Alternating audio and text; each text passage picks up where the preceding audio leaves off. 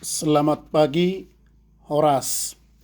Bapak, Ibu, saudara-saudara yang kekasih dalam nama Tuhan Yesus Kristus. Sebelum kita melakukan aktivitas dalam satu hari ini, ada baiknya kita lebih dahulu mendengarkan firman Tuhan sebagai pembimbing rohani kita. Kita berdoa. Kasih karunia dan damai sejahtera Allah Bapa dan dari Yesus Kristus kiranya menyertai kita semuanya. Amin.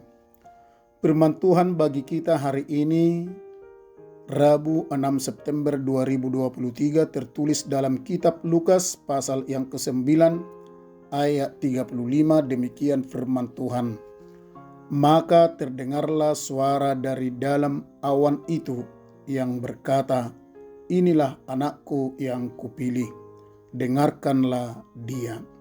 Di bahasa Batak Toba di dok songonon, jadi makuling masih ada suara sian obuni madok, "Odo anakku natar pilii, tangi honhamu maibana." Demikian firman Tuhan. Bapak, Ibu, saudara-saudara di dalam nama Tuhan Yesus, dalam menjalani dan menghadapi hidup ini bukanlah perkara yang mudah. Bukan perkara yang gampang untuk kita jalani dan hadapi. Sebab hidup kita ini selalu diperhadapkan dengan berbagai lika-liku kehidupan. Kita selalu diperhadapkan dengan berbagai tantangan. Kita selalu diperhadapkan dengan berbagai masalah. Kita selalu diperhadapkan dengan berbagai persoalan hidup yang datangnya kadang silih berganti.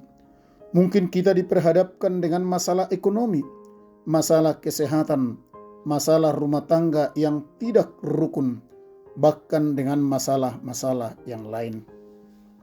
Lihat saudaraku, dalam situasi dan kondisi saat ini, kita semakin diperhadapkan dengan beratnya tanggung jawab kita sebagai orang tua untuk mengajari dan menjaga anak-anak kita. Mungkin ada sebahagian orang tua mengeluh karena anak-anaknya tidak mau diajari, tidak mau diatur. Bahkan anak-anak lebih suka dengan dibiarkan. Memang betul kata orang, pengaruh teknologi yang begitu pesatnya juga sangat mempengaruhi ruang lingkup anak-anak kita. Jangankan hanya anak-anak, tetapi juga pada orang tua yang tidak dapat mengendalikan dirinya. Sehingga orang tua ada yang kurang perhatian sama anak-anak. Sehingga anak-anak semakin susah diajak belajar di rumah. Anak-anak semakin payah untuk diajak duduk bersama. Mereka lebih suka menyendiri dengan dunianya sendiri. Permainan di handphone, apakah itu game online, sudah menjadi penyenang di dalam hidupnya. Orang tua pun demikian. Ada yang sudah lupa akan tanggung jawabnya sebagai malim, pemberi petuah dalam rumah tangga, karena sudah lalap hanya karena hiburan-hiburan dunia ini. Saudara-saudara yang kekasih, dalam situasi dan kondisi yang demikian tentu menjadi tantangan besar buat kita semuanya. Apakah kita membiarkannya? Apakah kita tinggal diam, tidak mau membuat suatu perubahan untuk meninggalkan kehidupan yang hanya puas dengan dunia sendiri? Tentu sekali kita mau kehidupan kita ini agar kehidupan hari esok lebih baik dari hari ini. Untuk itu saudaraku, untuk meraih suatu perubahan, tentu kita pasti membutuhkan teman yang dapat memberi kita petunjuk, teman yang dapat memberi kita bimbingan dan nasihat, teman yang dapat dipercaya dan perkataannya layak untuk kita dengar. Bahkan lewat perkataannya dapat memberi kita penghiburan atau kekuatan. Saudaraku, tentu mencari yang demikian di dunia ini adalah sangat sulit untuk kita temukan. Tetapi lewat firman Tuhan di hari ini, mata kita diarahkan untuk satu pandangan kepada Yesus Kristus. Pikiran kita mau ditekadkan kepada Dia yang telah mengalahkan kuat kuasa maut. Hati kita atau iman kita mau ditancapkan kepada Dia yang berdoa di di Taman Getsemani. Siapakah itu, saudaraku? Tentu jawabnya adalah Yesus yang telah dimuliakan di atas gunung. Saudaraku, suara yang datang dari balik awan yang mengatakan, "Inilah anakku yang kupilih, dengarkanlah dia." Itu adalah merupakan penyataan Allah Bapa pencipta langit dan bumi yang langsung dikumandangkan dari surga. Pernyataan ini dinyatakan kepada Yesus. Tentu sekali dalam hal ini kita mau diingatkan dalam hidup ini bahwasannya hidup kita selalu mendengar suara Tuhan.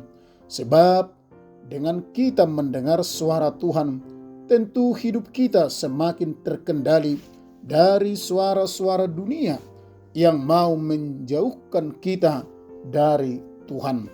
Suara Tuhan akan mendekatkan kita kepada yang baik dan menjauhkan kita dari godaan-godaan dunia yang menghanyutkan.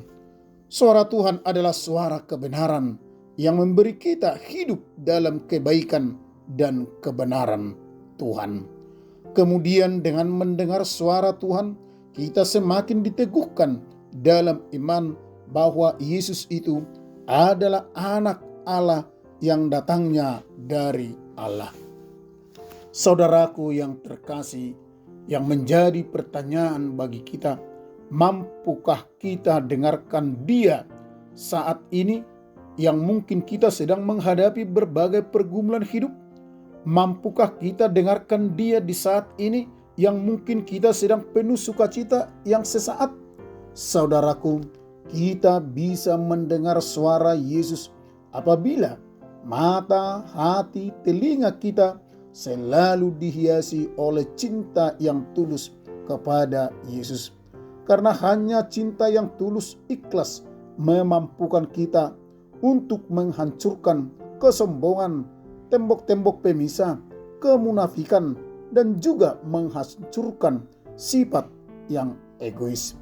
Ingatlah saudaraku, ketika kita mendengar suara Tuhan, hatimu akan senang, jiwamu akan tenang, hidupmu akan diselimuti pengharapan bahwasannya dalam Tuhan ada kehidupan yang penuh sukacita dan berkat-berkat-Nya akan melimpahi kehidupan kita. Oleh karena itu, saudaraku, marilah kita mendengarkan Dia, mendengarkan suara Tuhan Yesus lewat baca firman-Nya, lewat doa-doa kita, lewat kidung puji-pujian, sehingga dengan mendengar firman Tuhan kita terberkati untuk menghadapi segala ragam kehidupan ini. Karena Tuhan yang kita dengar itu adalah Tuhan yang selalu menyertai dan juga yang memberkati hidup kita di sepanjang masa. Dengarkanlah Dia. Amin. Kita berdoa. Terima kasih Allah Bapa di sorga atas sapaan firman-Mu yang kami dengar di pagi hari ini. Biarlah melalui sapaan firman-Mu kami selalu mendengarkan Engkau, sebab di dalam Tuhanlah ada sukacita yang dapat menyenangkan dan menenangkan diri kami. Terima kasih Tuhan Yesus. Amin.